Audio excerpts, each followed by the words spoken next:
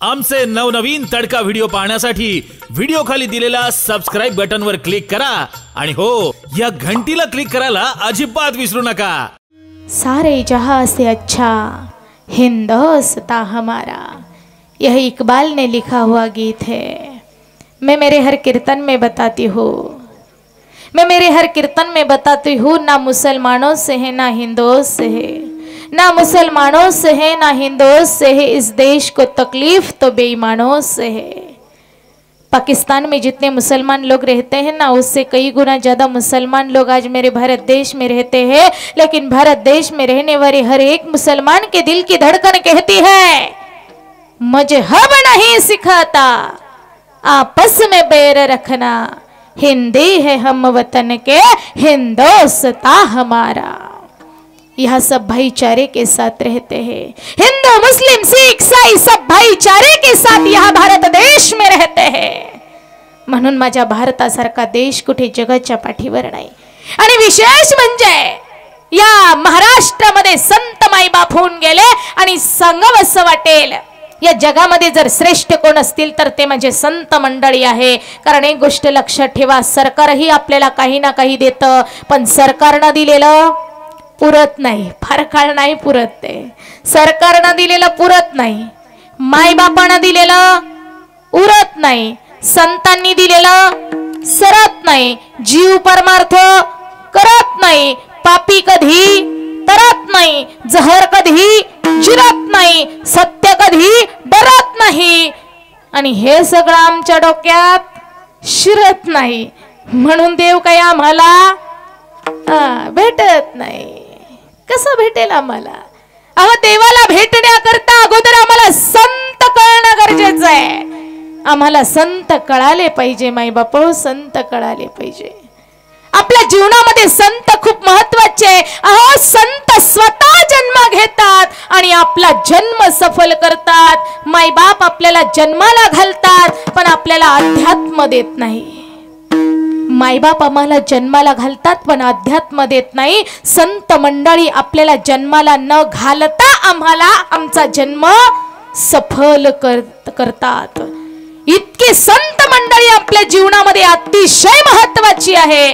म्हणून एक गोष्ट लक्षात ठेवा, आजचा अभंग हा जगद्गुरु तुकोबरायांचा आहे आणि जगद्गुरु तुकोबराय ह्या अभंगाच्या माध्यमातून संतांची विशेषता प्रकट करताय। आणि विशेषता प्रकट करत असताना सुरुवातीला तुकोबरायांनी संतांच्या माय पित्याची शुद्धता सांगितलेली आहे। संत घडतात पण त्यांना घडवणारे मायबाप सुद्धा तेवढेच मोलाचे असतात। महाराज सांगताय की जर शुद्ध बीज असेल आणि योग्य मशागत केलेली जर जमीन असेल तर त्यामधून निर्माण होणारा फळ कधी वाया जात साहजिक आहे। ज्या वेळेला आता तुम्ही सगळेजण शेतकरी आहातच, माहिती असेलच, ज्या वेळेला एक शेतकरी शेतामध्ये बीज रोवणार आहे त्यावेळेला तो ते जे बीज असतं ते काही दिवस एका खास कणगीमध्ये ठेवतो, बरोबर आहे ना। शेतीची योग्य मशागत करतो आणि तेव्हाच ते बीज ते शेतीमध्ये रोवतो, बरोबर आहे ना। मग मला सांगा, योग्य मशागत केलेल्या जमिनीमध्ये जर शुद्ध बीज त्याने रोवलं तर निर्माण होणारं फळ कधी वाया जातं का? माऊलींची ओवी आहे, मुडा होणे बीज काढिले मग निर्वाळले भूमी पेरिले, तरी ते सांडी विखुरी गेले म्हणो काही, कसं काय वायाला जाईल? वायाला नाही जाणार। महाराज म्हणतात त्यामध्ये सुद्धा 4 वर्ग पडतात। पहिला वर्ग आहे, कधी कधी आई वडील खूप वाईट असतात म्हणून मुलं पण वाईट जन्माला येतात। लक्ष देऊन ऐका माय बाप, आई वडील वाईट म्हणून मुलंही वाईट जन्माला येतात। दुसरा वर्ग आहे, आई वडील खूप चांगली आहे पण मुलं वाईट जन्माला येतात। तिसरा वर्ग, आई वडील खूप वाईट आहे पण मुलं चांगली जन्माला येतात। आणि चौथा वर्ग, आई वडीलही चांगली आहे म्हणून मुलं सुद्धा चांगलीच जन्माला येतात। तुम्ही म्हणाल ताई थोडं पटवून सांगाल तर समजेल, ऐका पटवून सांगते। पहिला वर्ग असा आहे ज्यांची आई वडील वाईट म्हणून मुलंही वाईट जन्माला येतात। आई चोर आहे, बाप चोर आहे, आई बाप जर चोर असतील तर मुलगा सुद्धा चोरच जन्माला येतो. आपल्याकडे एक म्हण आहे, बाप तैसा बेटा कुंभार तैसा लोटा, खान तशी माती आई तशी पुती. तुम्ही म्हणाल ताई तुम्हाला काय नाशिकवरून एवढ्या म्हणी ऐकवायला बोलावलं का? म्हणी नाही बाबा, म्हणीवर मी तुमचं भागवणार नाही. माझे जगद्गुरु तुकोबरायांचं प्रमाण आहे, झोंडा झोंडगीच्या पोटी फळे विजाती करंटी. आई वडील जर वाईट असतील तर पोटी जन्माला येणारी संतान सुद्धा वाईट जन्माला येते. पहिला प्रकार कळाला. चला दुसऱ्या प्रकाराकडे. आई वडील खूप चांगली आहे पण तरी सुद्धा कधी कधी पोटी जन्माला येणारी मुलं वाईट जन्माला येतात. उदाहरण द्यायचं झालं तर कश्यप आणि दितीचं उदाहरण द्यावं असं वाटेल. कश्यप आणि दिती. कश्यप कोण होता? कश्यप ब्रह्मदेवाचा पुत्र. ब्रह्मदेवाचा पुत्र होता कश्यप. कश्यपला होत्या दोन बायका, एक होती दिती दुसरी होती आदिती. आदितीच्या पोटी आले सगळे देव आणि दितीच्या पोटी आले सगळे राक्षस. कश्यप आणि दिती, दितीच्या पोटी आले सगळे राक्षस. आता दोघंही देव माणसं आहे तरी सुद्धा राक्षस का पोटी जन्माला यावे? त्याचं कारण माझे तुकोबरायांनी फार गोड सांगितलंय. अन्याय तो त्यांचा नव्हे वाय चाळा, माय बापे वेळा न साधिली. अयोग्य वेळी जर समागम घडला तर पोटी जन्माला येणारी संतान चांगली जन्माला येत नाही. म्हणून आई वडील चांगली आहे पण मुलं वाईट जन्माला आली. आणि तिसरा वर्ग असा आहे, आई वडील खूप वाईट आहे पण मुलगा चांगला जन्माला येतो. कुणाचं उदाहरण देता येईल हो? भक्त प्रल्हाद. हिरण्यकश्यपूच्या पोटी भक्त प्रल्हादाने जन्म घ्यावा. हिरण्यकश्यपू तर राक्षस आहे पण पोटीस तरी सुद्धा कोण जन्माला येतोय? भक्त प्रल्हाद. त्याच्या पाठीमागे फार मोठी कथा आहे. आता आपल्याला एवढी कथा सांगायला वेळ नाही पण सांगावं असं वाटेल.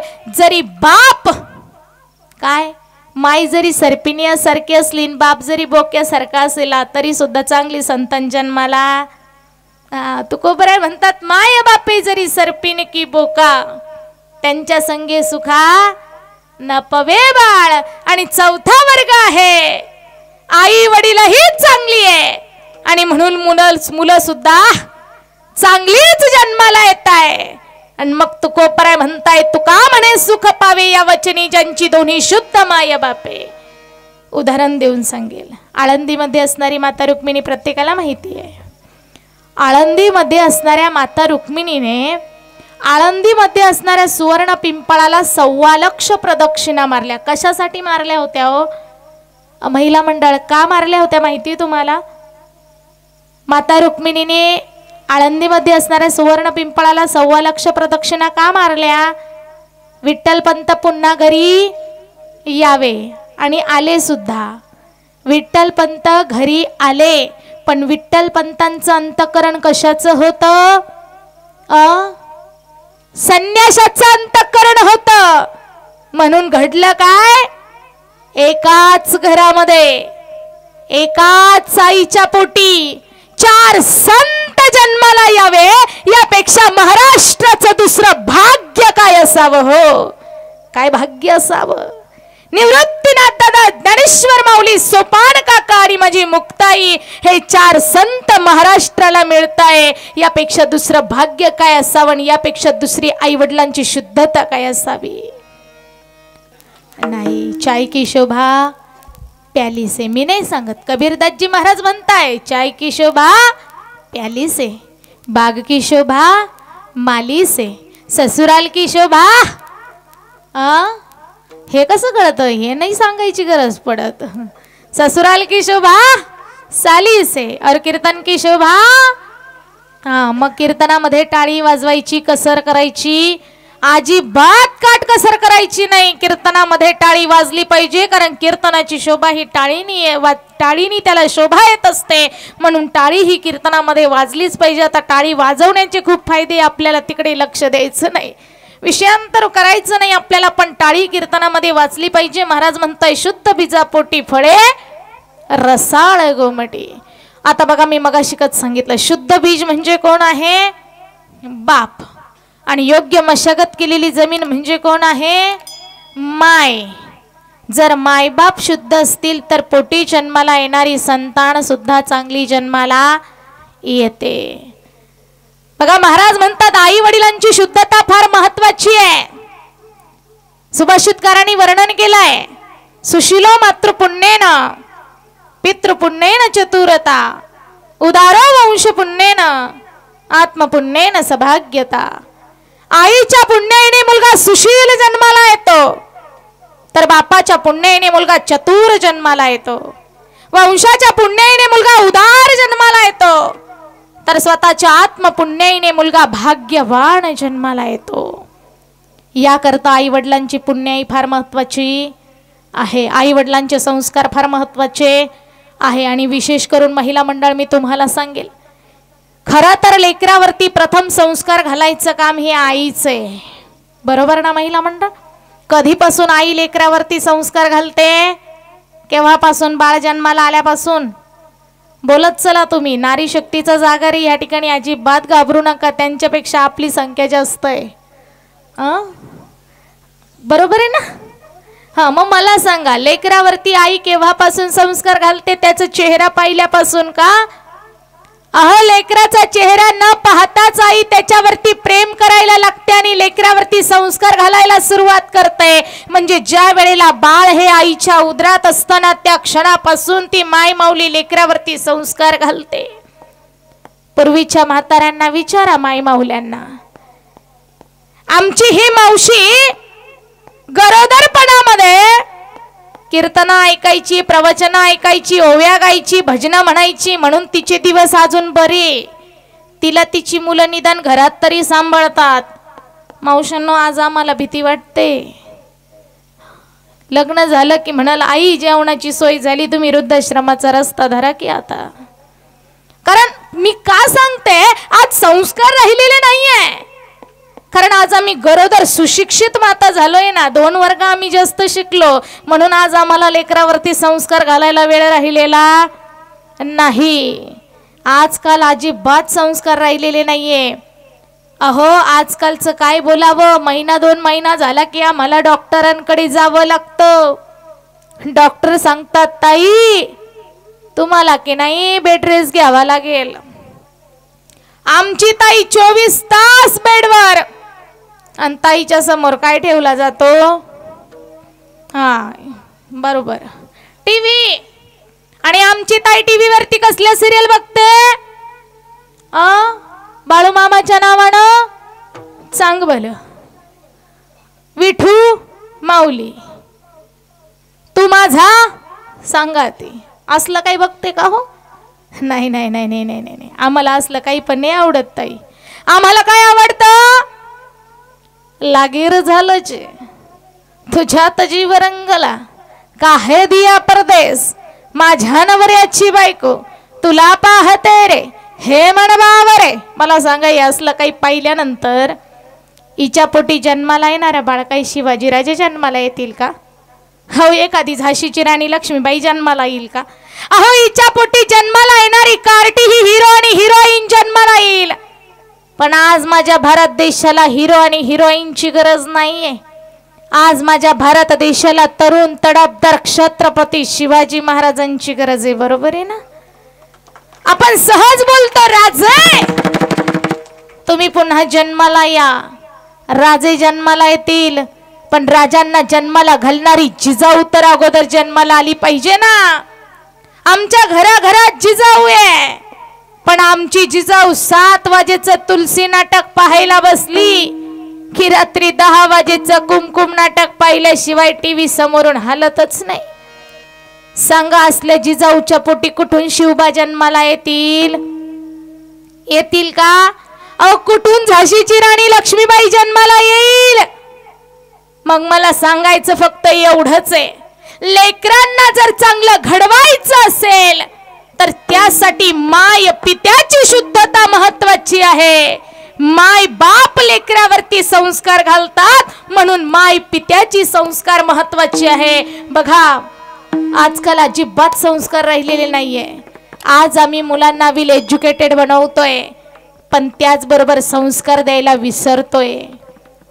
मुलांना वेल एज्युकेटेड बनवण्यापेक्षा मुलांना वेल कल्चरल बनवा, त्यांना सुसंस्कारित बनवा. तुम्ही लाखो रुपये खर्च करून मुलाला एखाद्या चांगल्या मोठ्या कॉलेजमध्ये, एखाद्या मोठ्या शाळेमध्ये ऍडमिशन घेऊन द्याल, पण पुढे चालून जर तुमचा मुलगा व्यसनाच्या अधीन गेला तर करोडो रुपये जरी तुम्ही खर्च केलात तरी सुद्धा तुमचा मुलगा सुधारेल याची शाश्वती देता येणार नाही.